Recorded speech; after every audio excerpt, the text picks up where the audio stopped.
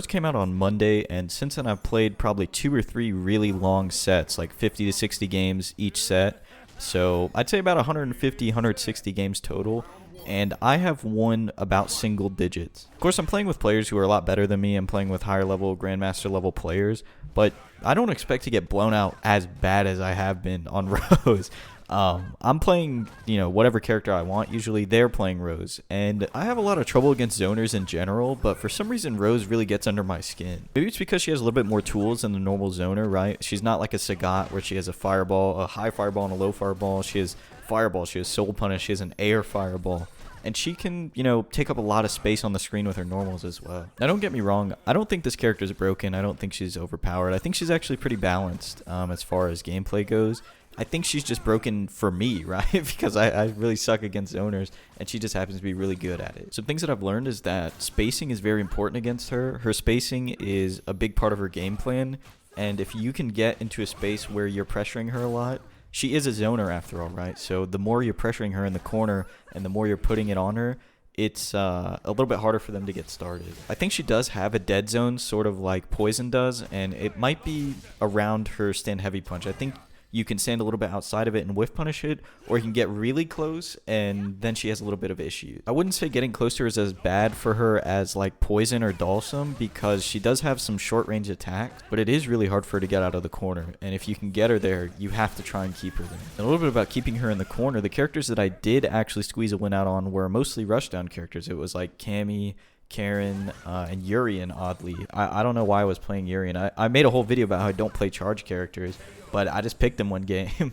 and went a little bit crazy, and it happened to work out. As well as Seth that you see in the video. I think Seth deals with her fireball game and her projectiles really well, except when she puts out Soul Punish, the little orb, and then throws a fireball after it, because Seth is only going to absorb the punish, right? I don't think he absorbs the fireball and the little orb. And as far as the Urian pick, I think he does very well against her because he has a fireball as well as a bunch of different tools to just get in very fast, like tackle, knee drop, and things like that. A few other characters that I tried out that I think would be good against her if you play her, or if you play them already, right? Obviously, I'm just picking characters that I don't know. But if you knew how to play G, I think he can be pretty effective against her. For the same reasons that Urian is, right? He has a fireball to help with the zoning. His V skill is probably pretty good against the zoning little orb thing.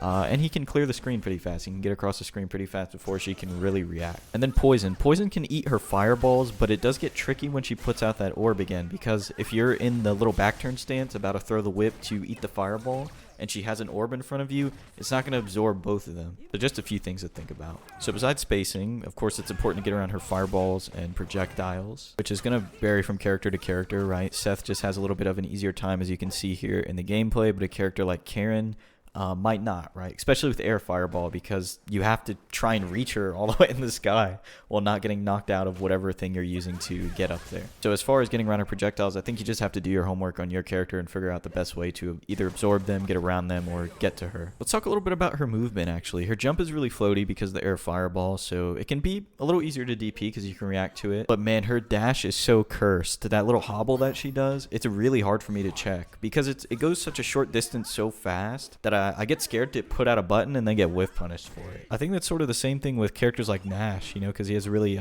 slow walk speed, but they gave him a really fast dash, so that's why you see a lot of Nashes having to dash around the stage to get around. But with her initial walk speed isn't terrible, right? It's not super slow, it's not Bison or Nash, but she still does have that crazy dash speed. And I get caught so many times that somebody dashing at me, I try to check, I get whip punished, or I don't check it, and then I'm just stuck in whatever situation they want to put me in. Movement is definitely something that you have to study and you have to figure out just based on playing, I think. Because between the dash and the walk speed and then the floaty jump with the air fireball, it's not like many other characters. It's kind of unorthodox. So yeah, I think that's all of my findings for the first 2 days from getting my ass beat. And although the character makes me very angry to play against, it has made me play the game a lot more, right? It's something new, it's something different. I'm sure in the next few coming days I'll start figuring out more and more and be able to share it with you guys. If you did enjoy today's video or any of the ones that you've seen here in the past, please consider subscribing, and I'll talk to you again tomorrow.